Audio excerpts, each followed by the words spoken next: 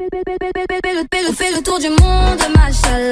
T'es pas comme les autres, machallah. Tu penses à... Messieurs et dames, bonjour. Bienvenue dans le sujet by Raïssa Nyota. Aujourd'hui, j'ai l'honneur et le plaisir de vous partager cet épisode qui est la continuité de la première où nous avons un peu essayé de comprendre d'une manière générale c'est quoi la pollution. Et aujourd'hui, nous avons décidé de faire appel à un expert environnemental qui, de son point de vue d'expert, va nous faire comprendre c'est quoi la pollution, c'est quoi les techniques qu'il faut adapter au quotidien pour justement gérer cette problématique. Et au finish, on va voir où en sont aujourd'hui nos dirigeants et les grandes industries qui polluent clairement notre environnement. Monsieur Auguste, bienvenue sur le petit Monsieur Yévré. Merci beaucoup, mademoiselle Raïssa Nyota. C'est un plaisir pour moi d'être en ce moment sur ces plateaux. C'est vraiment un honneur pour moi de pouvoir partager ces grands sujets qui est très important pour notre vie actuelle. Oui, c'est un grand sujet alarmant parce que moi je me dis que si on ne fait rien, on va tous mourir. Pas parce que Dieu l'aura voulu, mais parce qu'on aura été inconscient et qu'on n'aura pas adopté les bons gestes. Est-ce que j'ai raison ou je tort? Si vous le dites, parce que la pollution, elle va directement, elle touche notre vie.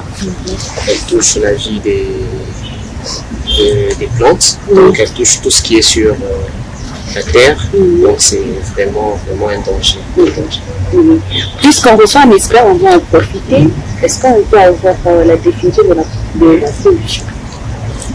D'accord. Je vais essayer de définir d'une manière à ce que même les profanes puissent facilement avoir une idée. Naturellement, la pollution est la dégradation de l'environnement par l'introduction des altérogènes et de certaines molécules qui sont notamment d'origine chimique, des déchets ménagers, qui sont aussi peut-être issus à certaines nuisances sonores, etc. Pour plus expliquer cela, donc cela veut dire c'est tout élément extérieur qui entre défavoriser le cours normal de notre mode de vie. Notre environnement, jusqu'à un niveau où il va toucher la vie humaine. À ne pas confondre avec la contamination, parce que souvent il y a plusieurs erreurs là-dessus, entre pollution et contamination. Souvent, les profanes, quand ils voient par exemple une eau des rivières, une eau de surface, changer de couleur, etc. Souvent directement, les profanes disent que cette eau est polluée. Et on parle de pollution quand il y a une étude bien précise et on se rend compte que le seuil donné est dépassé et que directement la pollution mène à la mort stricte. Même pour parler des pollutions comme ça. C'est un peu cette petite explication que je peux donner sur la définition de la pollution actuelle. Ok, merci. J'ai rien compris par rapport à la pollution et la contamination. Quand est-ce qu'on parle de contamination et quand est-ce qu'on parle de pollution? Voilà. Pour être un peu plus clair, pour que certains comprennent, là, il peut, en fait, je vais aller avec un petit exemple. Il peut avoir, je reviens toujours dans les rivières, il peut avoir un rejet, quelque part, et ces rejets vont directement dans une rivière, suite au tuyau d'exode par exemple. Et quand ça se trouve dans cette rivière, il peut avoir directement des indicateurs, des premiers coups d'œil, comme on peut se rendre compte que l'eau de rivière change de couleur. Alors, étant un individu normal, je peux me rendre compte et regarder que cette eau, je peux dire que cette eau est contaminée. Mais par contre, nous qui sommes scientifiques, nous avons besoin d'être stricts et précis. Alors, on parle de pollution lorsque le seuil donné par l'Organisation mondiale est dépassé. Donc, quand le seuil est dépassé, donc nous voyons clairement que l'organisme humain ou l'organisme végétal ne peut plus supporter et va directement le mener à sa dégradation de vie. Et c'est là que nous parlons clairement de la pollution. D'accord, ça veut dire que pendant des années, parce que nous sommes arrivés à parler de la pollution, pendant des années, les industries, les dirigeants ont laissé passer ces failles-là.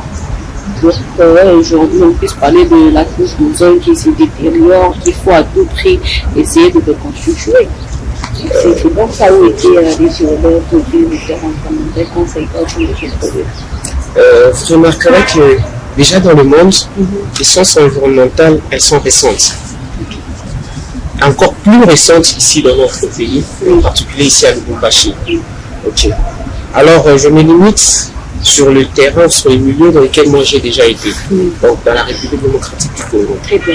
Alors, les sciences environnementales ne datent pas, mais nous avons eu certains experts étrangers, déjà d'éléphants, qui venaient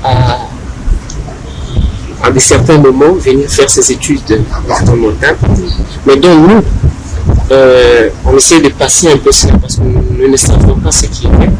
Mais heureusement, nous avons un groupe aussi, connaissant les enjeux, les entreprises minières comme vous l'avez évoqué, et nous arrivons à détecter directement que nos rivières sont en particularité en danger, parce que j'ai eu à faire presque le tour des rivières de Lubumbashi. Vous vous rendrez compte que toutes les rivières, que ce soit des rivières isolées ou les rivières près des entreprises minières, toutes ces rivières ont une partie des éléments polluants provenant soit des entreprises minières, soit de nos ménages, soit de nos maisons.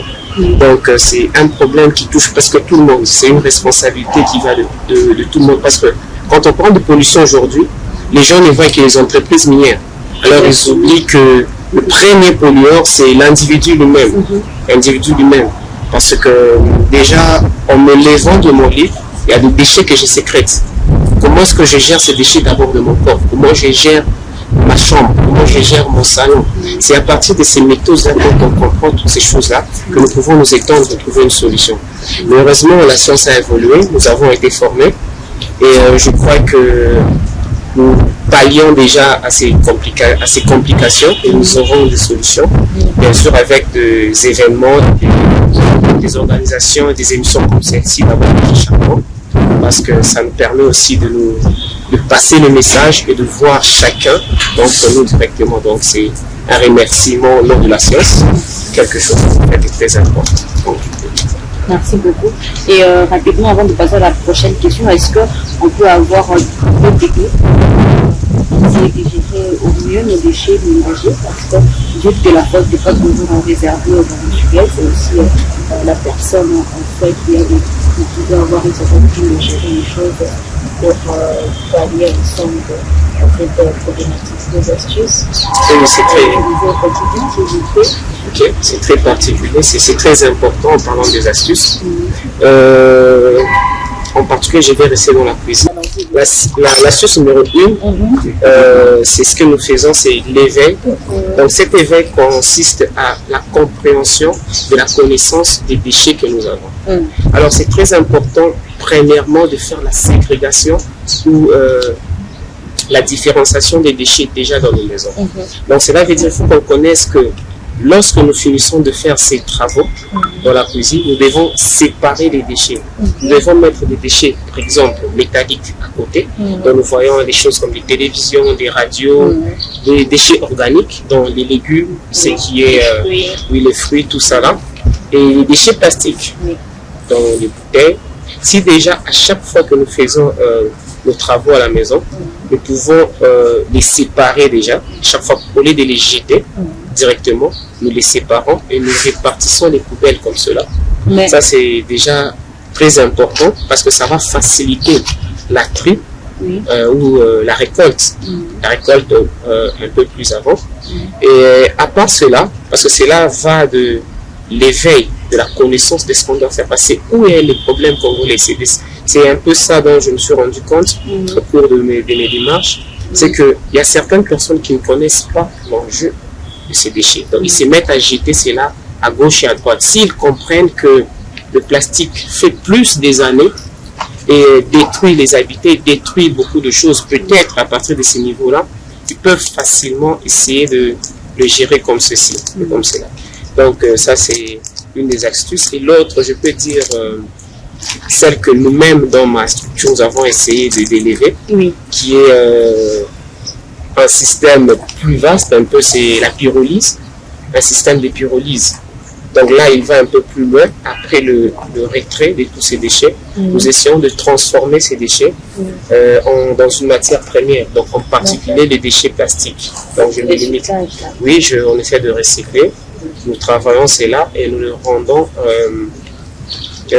dans une matière première pour qu'il soit encore réutilisable. Donc, merci beaucoup, M. Auguste, pour ces petites astuces. Espérons que vous allez les mettre en application chez vous et que ça va nous servir grandement.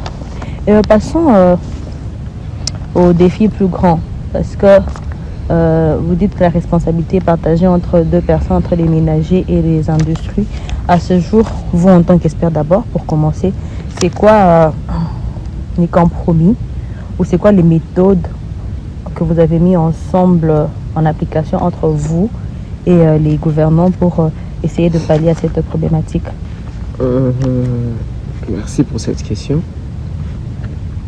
En fait, nous sommes scientifiques, donc notre domaine, nous nous limitons à un certain niveau et nous allons proposer des solutions à ceux qui sont en mesure de décider et de mettre tous les moyens adéquats. Déjà, nous nous battons déjà pour cela. Mais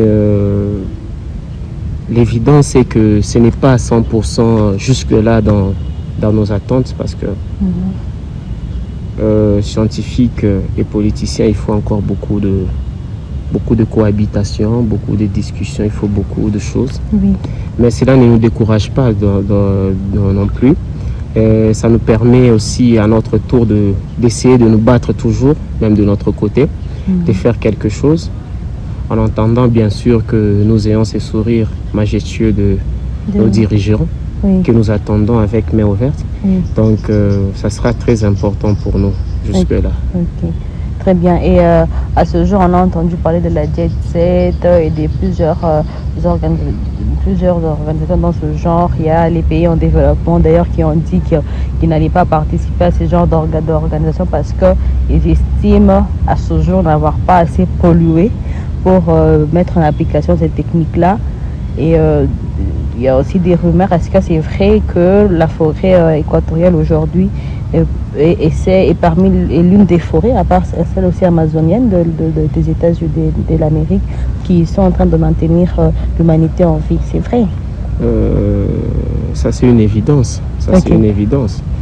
La RDC, c'est le berceau de l'humanité. Oui. Notre forêt équatoriale, elle regorge. Je peux dire que c'est la solution même de ce problème des gaz à effet de serre. Ok. Et que font nos dirigeants pour maintenir heureusement pour nous, cette...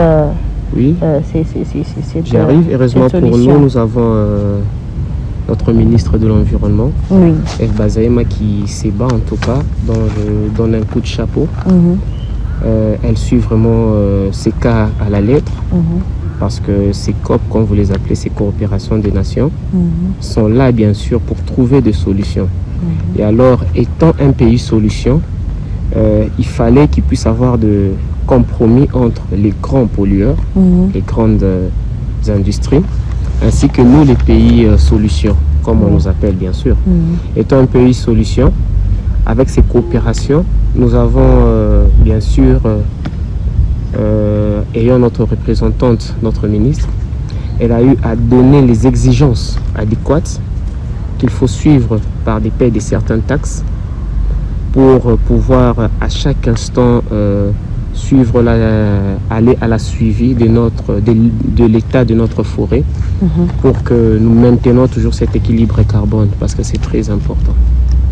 Merci beaucoup. Et vous pensez que tous ces compromis vont être palpables dans combien de temps? Ça va être palpable demain, dans 10 ans ou jamais?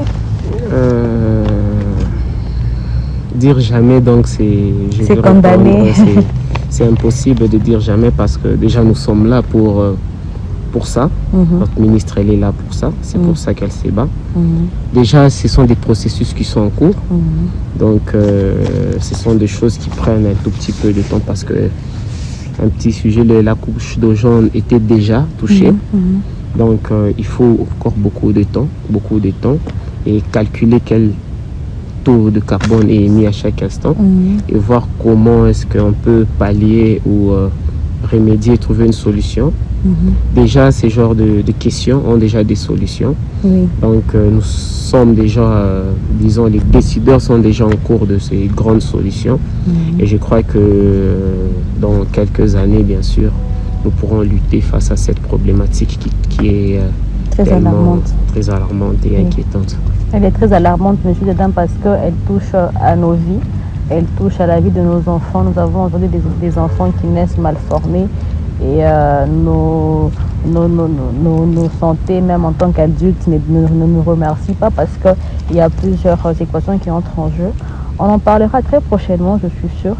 Mais en attendant, je vous remercie d'avoir suivi cet épisode. J'ai reçu M. Auguste Moutapaye, c'était Raïssa Nyota pour le compte de Sous-Jeffrey. On se retrouve dans un prochain numéro avec le même sincère plaisir. Au revoir. Merci.